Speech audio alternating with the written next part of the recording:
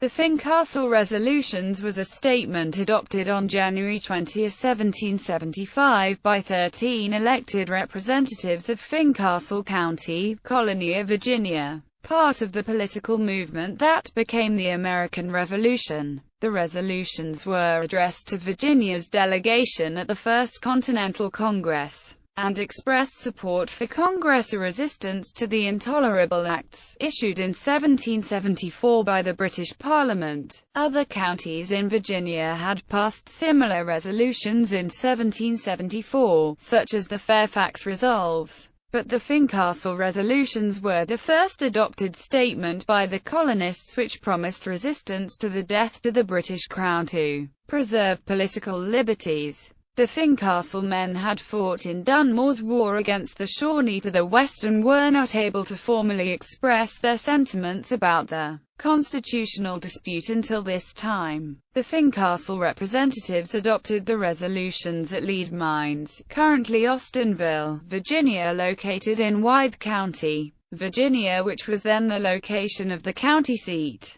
The Lead Mines county seat of government would shortly thereafter move to Christiansburg, Virginia, as Fincastle was divided into Montgomery, Washington and Kentucky counties of Virginia. Content of the resolutions. The resolutions began by proclaiming love for and loyalty to King George III, and that we are willing to risk our lives in the service of His Majesty, for the support of the Protestant religion, and the rights and liberties of his subjects. But the resolutions go on to express dismay that the passage of the Intolerable Acts has threatened the happy relations between the parent state and the colonies, and that these violations of constitutional rights are not acceptable. To the Honorable Peyton Randolph, Esq., Richard Henry Bland, Benjamin Harrison, and Edmund Pendleton, Esquires, the delegates from this colony who attended the Continental Congress held at Philadelphia. Gentlemen, had it not been for our remote situation, and the Indian War which we were lately engaged in, to chastise those cruel and savage people for the many murders and depredations they have committed amongst us, we should before this time have made known to you our thankfulness for the very important services you have rendered to this country, in conjunction with the worthy delegates from the other provinces. Your noble efforts for reconciling the mother country and the colonies, on rational and constitutional principles, and your pacific, steady, and uniform conduct in that arduous work, entitle you to the esteem of all British America, and will immortalize you in the annals of your country. We heartily concur in your resolutions, and shall, in every instance, strictly and invariably adhere thereto. We assure you, gentlemen, and all our countrymen, that we are a people whose hearts overflow with love and duty to our lawful sovereign George III,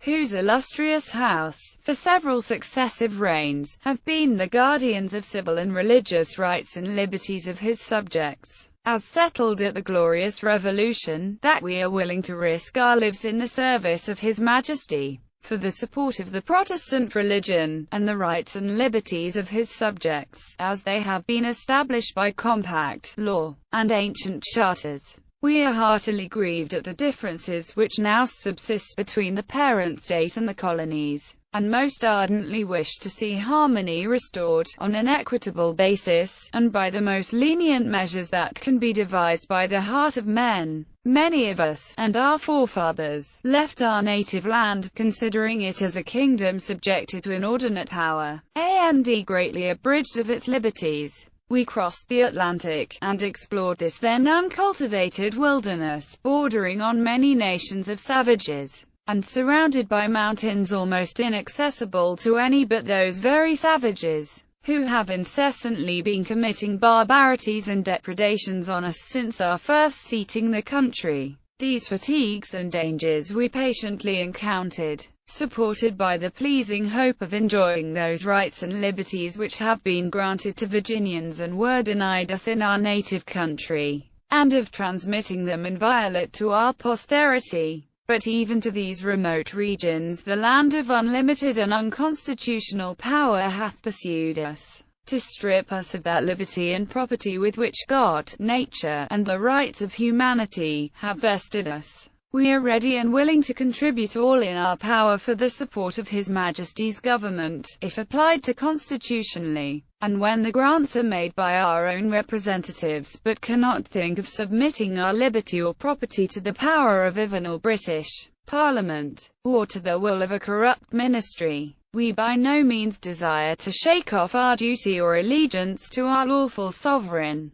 but on the contrary shall ever glory in being the loyal subjects of a Protestant prince, descended from such illustrious progenitors, so long as we can enjoy the free exercise of our religion, as Protestants, and our liberties and properties, as British subjects. But if no pacific measures shall be proposed or adopted by Great Britain, and our enemies will attempt to dragoon us out of those inestimable privileges which we are entitled to as subjects, and to reduce us to a state of slavery, we declare that we are deliberately and resolutely determined never to surrender them to any power upon earth, but at the expense of our lives. These are our real, though unpolished sentiments, of liberty and loyalty, and in them we are resolved to live and die. We are, gentlemen, with the utmost esteem and regard, your most obedient servant, signers. The signers of the Fincastle Resolutions, which included many of the leading men of Virginia's western frontier, were William Campbell, Arthur Campbell, William Christian, Walter Crockett, Charles Cummings, William Edmondson, William Ingalls, Thomas Madison, James McGavock, John Montgomery, William Preston, Evan Shelby, Stephen Trigg. The clerk of the meeting was David Campbell.